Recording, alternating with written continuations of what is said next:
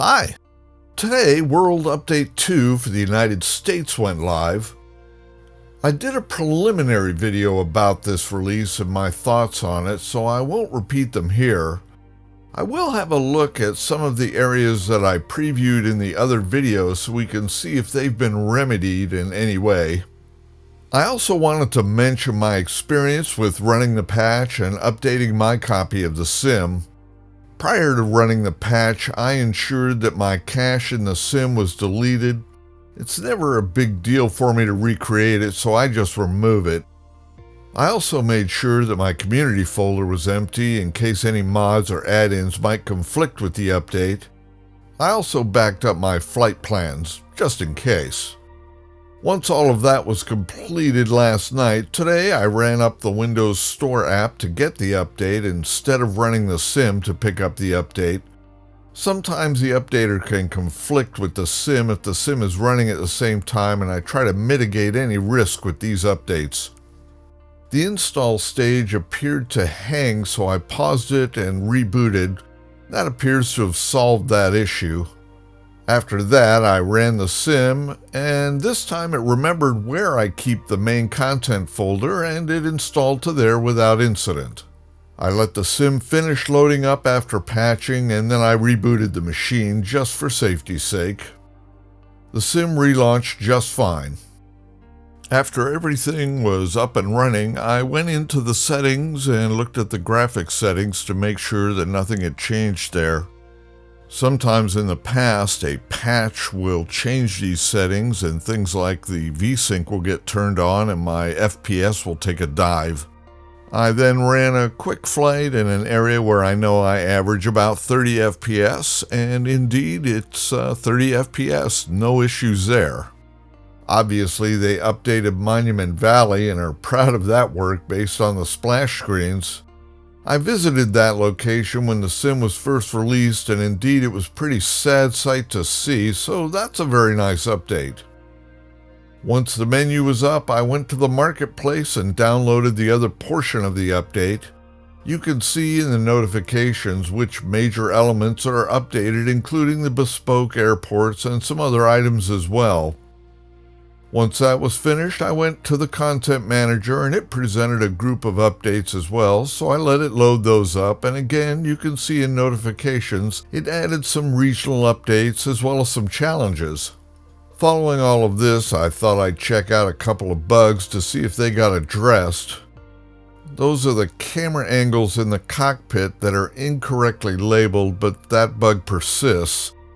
I also checked the ammeter in the 152, which functions in reverse, and that's still an issue. And finally, I checked the 172's fuel shutoff valve, and it's still reversed as well. So sadly, none of those bugs were addressed. I then checked out some areas that I checked in my previous video, which is linked in the description. Devil's Tower looks correct now. It's very nice looking. It looks pretty much like it did in Close Encounters of the Third Kind. Very nice. Nothing changed in Manhattan, so I moved on to Niagara Falls, and lo and behold, they fixed it. Up close, it's not stupendous, but from altitude, it looks 1,000% better, so bravo for that. Checking out Washington, D.C., the World War II memorial is still garbage, but the Washington Monument is beautiful now. They've got the ring of flags at the base, very nice. The mall itself, with all of the museums, is still crappy looking for the most part, and now it has this odd extra building that shouldn't be there. They added a Capitol building, and it looks very nice. Very detailed, great-looking dome. Sadly, the Supreme Court building is still incorrect, and so is the Library of Congress. Oh well. The White House also got updated, and it looks great with the Roosevelt balcony there. The West Wing looks correct now, as does the main entrance, and they even added the giant lantern on the porch. Very cool. The Visitor Center at Mount Rushmore is unchanged, which is fine really, but the mountain itself has been updated with the carvings. Looks very nice.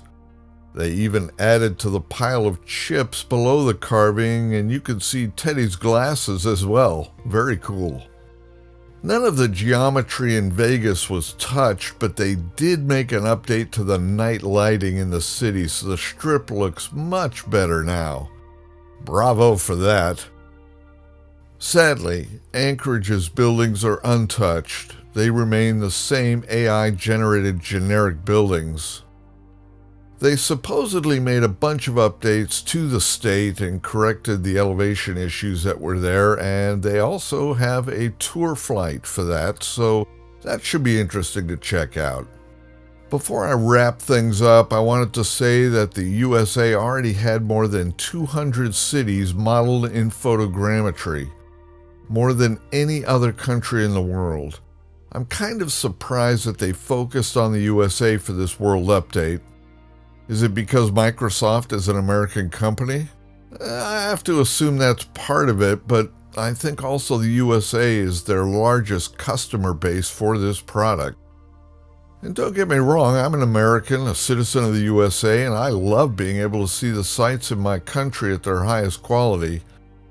But I'm not sure that the USA needed this update as much as pretty much every other country in the world save Japan.